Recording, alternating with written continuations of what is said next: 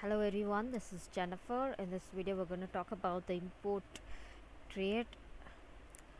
So, what do you mean by import trade? Import trade is nothing but it's the goods and services which are purchased into one nation from another nation. So, basically, importing goods and services from another nation, okay, which is coming. For example, India is importing from US. So at that time goods and services are moving from the United States to India, for which India in return will pay them. So the importing is the simplest meaning of importing is the purchase of foreign products for the consumption or sale in the home country. So importing process basically consists of 5 stages. First, they determine the market demand and the purchasing motivation that is existing in the market. Then they locate and negotiate with the sources of supply that are happening. Then they secure the physical distribution for distributing their products. Then we finally prepare the documentation and customization, and finally we are ready for the development of a plan for resale or consumption. So the stages in import procedures basically include 5 stages. First one is your preliminary, second is your inquiring and placing the indent, third is obtaining foreign exchange, fourth is your arrangement of payment, fifth is the payment of custom duties and taking delivery of goods. So we look into each stage individually. So the preliminaries, so the first stage in preliminaries, the importing firm or an individual basically has to obtain a license, an importer exporter code number from the controller of exports and imports. The firm can become an established importer only by importing the goods it intends to import during the prescribed period that they have told. The import license are basically issued only for one period at a time. So this is your preliminary. Second is your inquiring and placing the indent. So after obtaining the import license, first you will get your import license in your preliminaries. So in your second stage, after getting your import license, the importer has to inquire the various exporters of the country regarding the goods he would like to export. So basically at this stage, the importer asks the exporter to send a invoice. Okay, the importer may accept the invoice and send the indent directly to the exporter. Otherwise, they may send the indent through specialized intermediaries called the indent houses.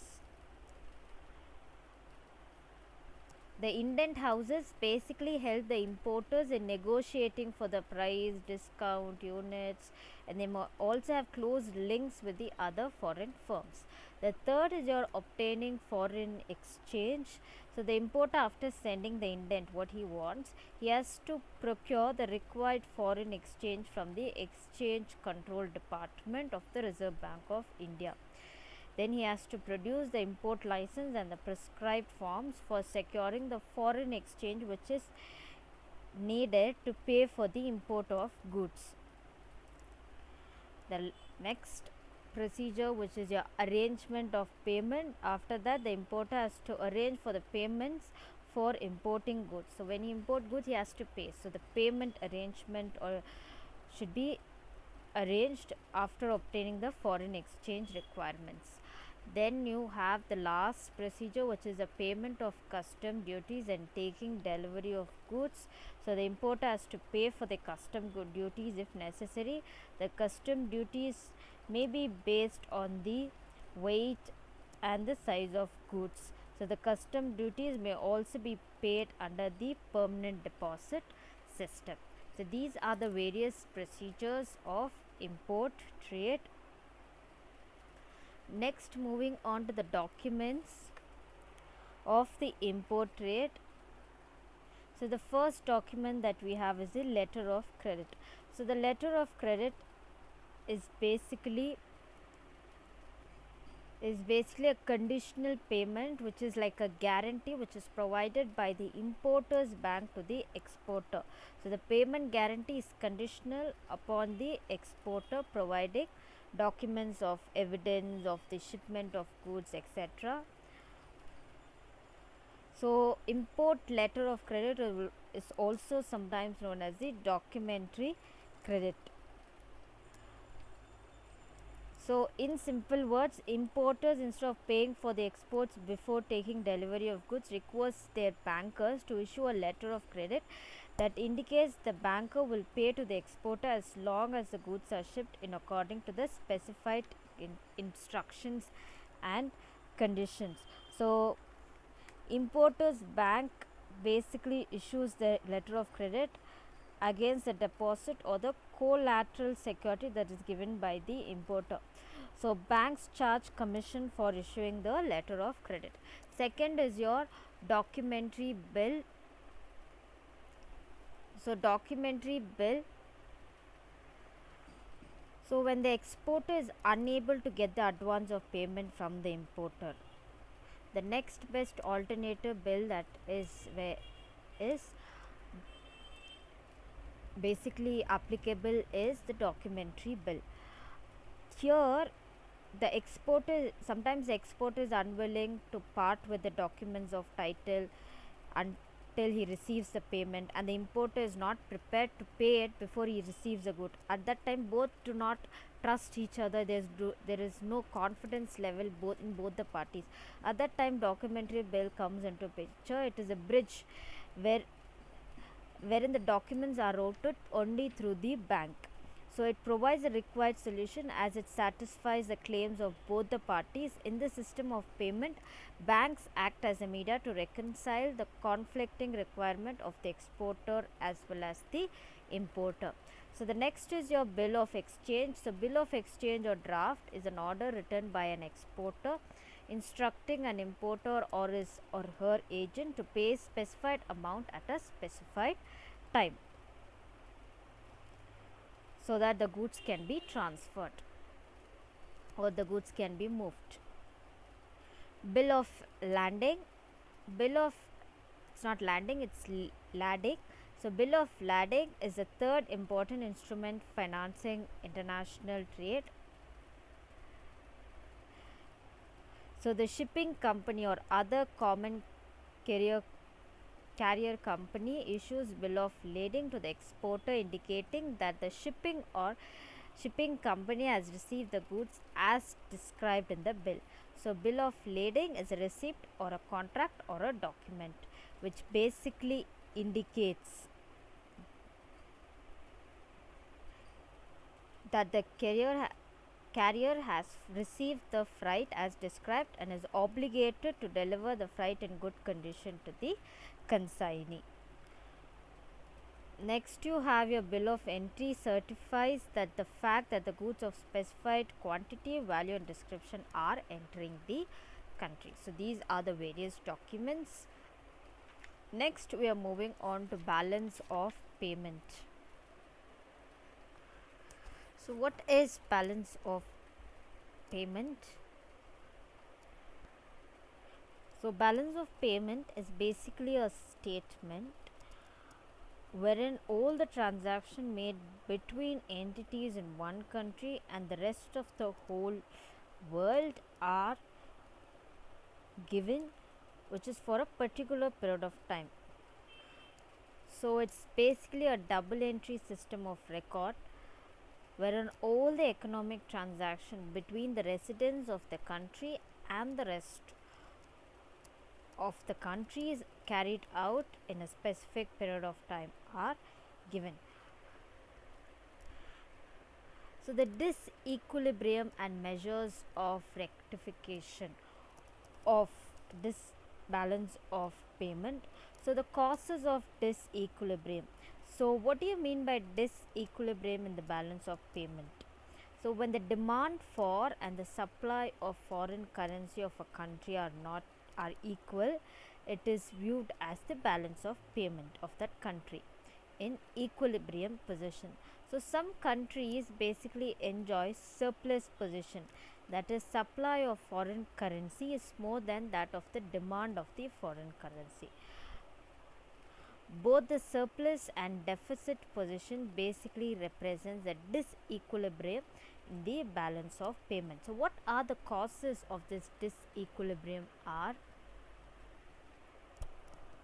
Basically there are three factors. The first one is your economic factor, second is your political factor, and third is your social factors. So first is your economic factors. So the economic factors responsible for disequilibrium are, first one under that is a development disequilibrium.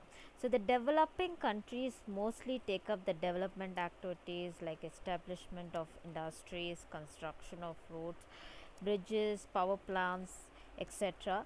So these activity primarily increase import of capital goods. What are your capital goods? Your machineries, equipments, etc. Secondly, the expenditure in developmental activities results in the income of the people, aggregate demand of prices and the increase in the import of consumer goods. Thus, developmental expenditure basically results in increase in capital goods and consumer goods, which basically lead to the deficit in the balance of payments. The second is your cyclical disequilibrium. So cyclical disequilibrium is concerned with the fluctuations in the imports and exports due to the business cycle. So the boom in the business activity in one country increases consumption, the demand, the prices more than the production. Therefore, the country is experiencing boom conditions, import consumer goods immediately to meet the demand. So later it increases the import of capital goods in order to establish new or the existing production capacity. So thus the boom condition increases the import of capital goods in order to establish. So this boom condition will ultimately impact the balance of trade, which results in the disequilibrium in the balance of payment. Third is your secular disequilibrium. So the balance of payment disequilibrium persists for a long period of time due to the secular trends in the economy. The disposal of income of the people in developed countries is very high when you compare it to the developing and the underdeveloped countries. So this in turn increases the cost of production factors and the prices of goods. Consequently, the developed countries prefer to import goods from other countries where the quality goods are produced at a lower cost of production. Thus, the high aggregate demand and higher domestic prices result in increase in imports. This situation basically impacts for a disequilibrium in the balance of payments. The fourth one is your structural disequilibrium. So structural changes in the economy, like your agriculture sector to your service sector, development activities, then your changes in your transportation channels and cost. So these structural changes which are happening enhances the import of capital and consumer goods, thus result in the balance of payment deficit or the disequilibrium in the balance of payment. Next we have the political factors. So these were your economic factors which ended up with structural disequilibrium. Next is your political factors. Political factors like your political uncertainties, instability, etc. contribute to the outflow of capital, decline in the domestic production and import of goods, which ultimately result in the deficit in the balance of payment. Next is your social factors. So the addition to and dropouts from the existing cultures, changes in taste, fashions, preferences, etc. contribute to the increase in imports and deficit in the balance of payments. So these are the various causes resulting in the disequilibrium in the balance of payment.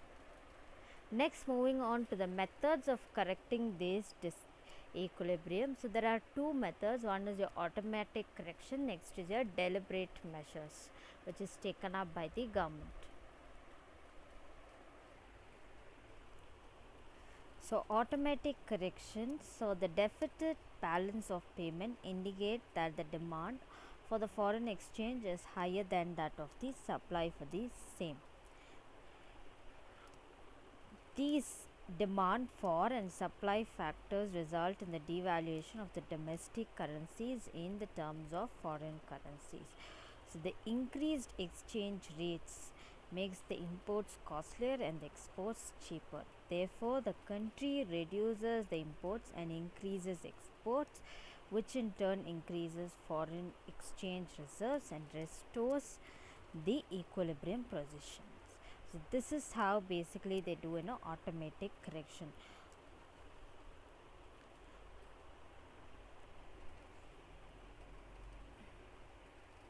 So in deliberate measures, basically there are two measures. The one is your monetary measures, the other one is your trade measures. So monetary measures include reduction in the money supply, devaluation and the exchange control.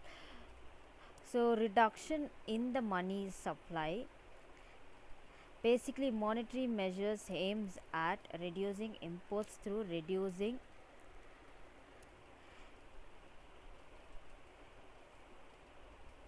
the money supply.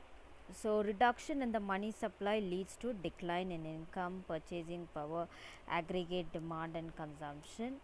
So this process of decline in imports and increase in export might correct the deficit in the balance of payments. Next is your devaluation. So in devaluation, the value of the domestic currency is devalued against foreign currencies automatically. So when the balance of payment position is deficit.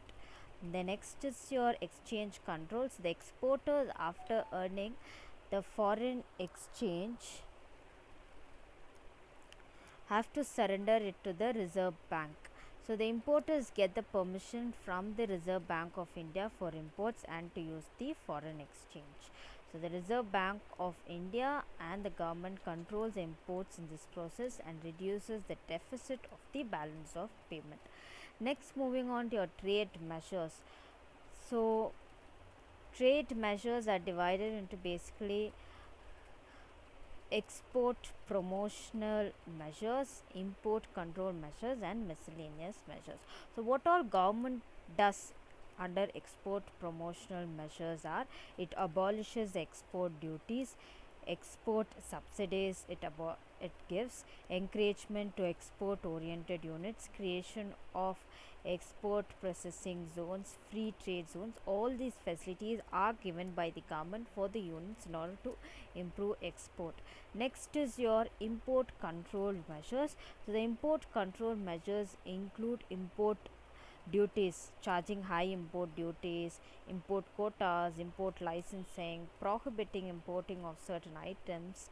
All these are done in order to control your imports. Next is your miscellaneous measures. So miscellaneous measures include loans in foreign currencies, attracting the foreign investments, etc., attracting NRI, development of tourism, all that. So these measures basically help in reducing imports and enhancing the export, thus contributing for the reduction of the deficit in balance of payment. Now moving on to our next topic is institutions connected with the EXIM, that is your export and import.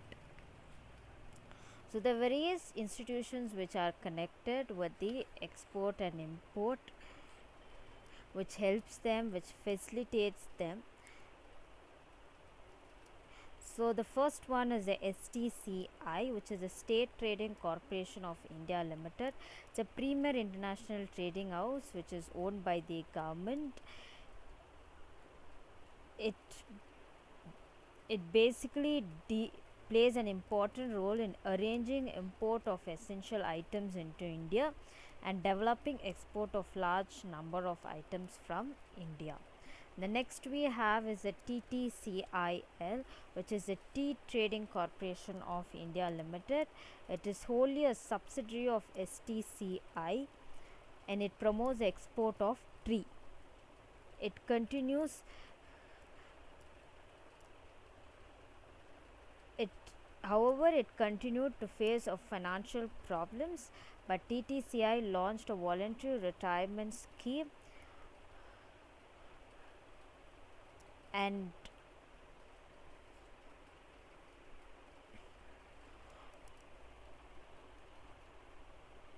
in 1999, and out of the 427 employees and 279 have taken VRS, which is a voluntary retirement scheme. So basically in 1999, STCI purchased 1,50,000 equity shares of STCIL, which is the main company, amounting to 28.20 million, making it a wholly owned subsidiary of the STCI. Next, we have the Minerals and Metal Trading Corporation of India Limited. So, as a major trading company in Asia, it aims at achieving sustainable and viable growth rate by achieving excellence in activities and optimum profits through the shareholders' satisfaction. So, its main objective is to be a leading international trading house operating in a competitive global trading environment, particularly in specializing in bulk handling activities and adequate return of capital employed. Next, we have the MICA, which was incorporated in 1973,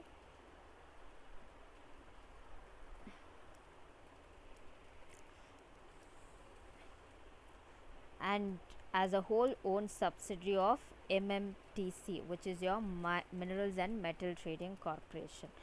Next, we have the ITPO, which is the Indian Trade Promotion Organization. It's a nodal agency for promoting countries' external trade. Next, we have the IIFT, which is the Indian Institute of Foreign Trade. It was established as an autonomous body in order to provide training, conduct research, and disseminate data, information, and research findings, provide consultancy services, and conduct management development programs with regard to your foreign trade, with in connect to your foreign trade. Next, we have the IIP, which is the Indian Institute of Packaging. It was set up to conduct training programs pertaining to packaging, provide testing, UN certification, guide exporters as to how materials can be used or incorporated in the packaging of the products.